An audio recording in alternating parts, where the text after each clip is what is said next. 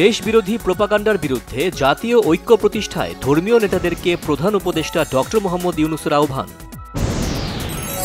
শেখ হাসিনার বিদ্বেষমূলক বক্তব্য প্রচারে গণমাধ্যম ও সামাজিক যোগাযোগ মাধ্যমে নিষেধাজ্ঞা। পররাষ্ট্র মন্ত্রণালয়ের মুখপাত্র রফিকুল আমিন বলেছেন, শেখ হাসিনা ভারতে বসে লন্ডনে ভার্চুয়ালি বক্তব্য দেবেন কিনা এটা নিয়ে পররাষ্ট্র মন্ত্রণালয়ের কিছু বলার নেই। তত্ত্বাবধায়ক সরকার বাদ দিয়ে সংবিধানের পঞ্চদশ সংশোধনীর বৈধতা নিয়ে হাইকোর্টের রায় 17 ডিসেম্বর। এবার স্ত্রীর ভারতীয় শাড়ি ছুঁড়ে ফেলে দিলেন বিএনপির সিনিয়র যুগ্ম মহাসচিব রুহুল কবির রিজভী।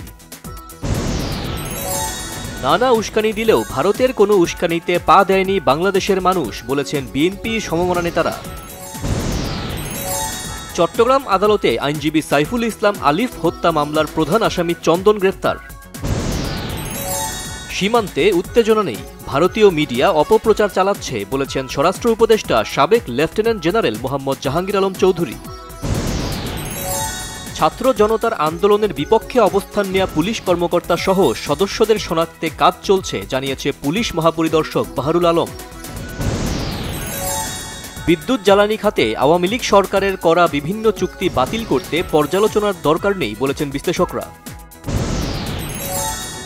সরকারকে পদ্মা সেতু ও মেট্রো রেলের মতো দৃশ্যমান অবকাঠামো উন্নয়নের পাশাপাশি শিক্ষা, স্বাস্থ্য ও সামাজিক সুরক্ষায় জোর দেওয়ার পরামর্শ অর্থনীতিবিদ ডক্টর দেবপ্রিয় ভট্টাচার্যের।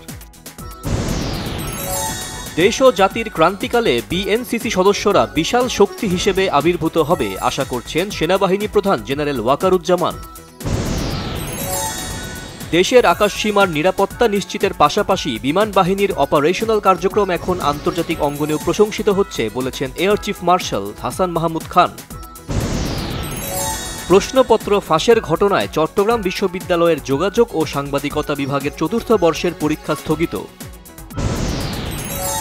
এবার প্রকাশ্যে গরুর মাংস খাওয়া নিষিদ্ধ করে আইন সংশোধনের ঘোষণা রাজ্যের মুখ্যমন্ত্রী বিজেপি নেতা হিমন্ত বিশ্ব শর্মার। ভারতের আপত্তি উপেক্ষা করে চীনের বেল্ট অ্যান্ড রোড প্রকল্প বাস্তবায়নে সহায়ক কয়েকটি চুক্তি সই করেছে নেপাল, উদ্বেগে দিল্লি। 3 ম্যাচ সিরিজের প্রথম টি-20তে বাংলাদেশের নারীদের 12 রানে হারিয়েছে আয়ারল্যান্ড। যুব বিশ্বকাপ নিশ্চিত করায় দেশে ফিরে সংবর্ধনায় সিক্ত অনূর্ধ্ব 21 হকি দল। ইন্টারন্যাশনাল ফিল্ম ফেস্টিভ্যাল মাতানোর পর এবার দেশের প্রেক্ষাগৃহে মুক্তি পাচ্ছে মেহজাবিন চৌধুরী অভিনীত দ্বিতীয় সিনেমা প্রিয়মালতী। মুক্তি পেয়েছে আল্লু অর্জুনের পুষ্পা 2 দ্য রুল, দেখা যাচ্ছে বিশ্বজুড়ে প্রায় 9000 থিয়েটারে।